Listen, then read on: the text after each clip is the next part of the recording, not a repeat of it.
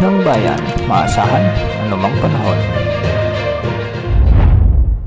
Magandang araw po sa ating lahat. Narito na ang pinakahuling update sa magiging lagay ng ating panahon sa susunod na 24 oras at sa mga susunod pang mga araw. Sa kasalukuyan ay patuloy nating minomonitor ang low pressure area na huling namataan sa 855 kilometers silangan ng southeastern Luzon. Nasa katamtaman pa rin ang tsansa nitong lumakas bilang bagyo sa susunod na 24 oras at nakapaloob pa rin ito sa Intertropical Convergence Zone o ITCZ. Ayon sa Pag-asa, sa susunod na 3 araw ay posibleng lumakas na ito bilang bagyo habang patuloy na kumikilos papalapit sa central o di naman ay sa northern Luzon. Asahan ang mga pag-ulan sa mga susunod na araw sa mga nasabing lugar dahil sa paglapit ng low pressure area na ito o di naman ay magiging bagyo at kung sakali nga ay papangalanan ito bilang bagyong Isang ng Pag-asa.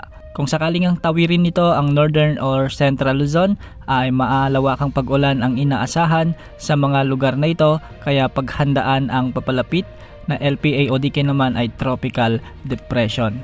Inaasahang mas lalakas pa ito pag nakatawid na sa kalupaan ng Luzon habang ito ay nasa West Philippine Sea sa mga susunod na araw. At dahil naman sa epekto ng Intertropical Convergence Zone o ITCZ, asahan naman ang maulap na kalangitan na may mga kalat-kalat na pag-ulan at thunderstorms sa Western Visayas, Negros Island Region, Zamboanga Peninsula, Northern Mindanao, Caraga Region kasama na ang Palawan. Ang mga lugar na ito ay pinapayuhan natin na maging alerto sa banta ng mga biglaang pagbaha o pagguho ng lupa lalo na kung may mga umiiral na katamtaman at minsan ay malalakas na pag-ulan. Samantala dahil naman sa umiiral na easterlies o ang mainit na hangin mula sa karagatang Pasipiko, asahan naman ang maulap na papawirin na may mga kalat-kalat na pag-ulan at thunderstorms sa Bicol Region, Quezon Province, Northern Samar, Eastern Samar, Samar Province at Biliran. Posible rin ang banta ng mga biglang pagbaha o pagguho ng lupa lalo na kung may mga umiiral na katamtaman at minsan ay malalakas ding pagbuhos ng ulan.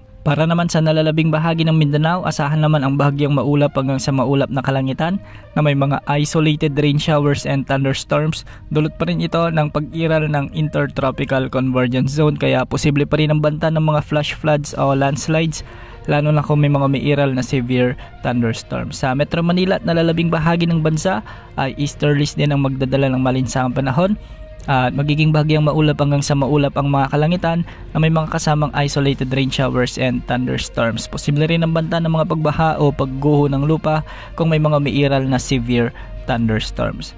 Walang nakataas na gale warning sa anumang baybaying sakop ng ating bansa at ang mga pag-alon sa mga karagatang sakop ng Palawan, Mindanao at ang kanlurang bahagi ng Visayas ay posibleng umabot hanggang 1.5 meters. Ganitong pag-alon din ang inaasahan sa nalalabing bahagi ng ating bansa. Antabayan na ng mga susunod na updates ukol sa binabantayan pa rin nating LPA na posibleng maging bagyo sa mga susunod na araw. Yan muna ang latest sa lagi ng panahon. Ito po ang weather update ng bayan, maasahan anumang panahon.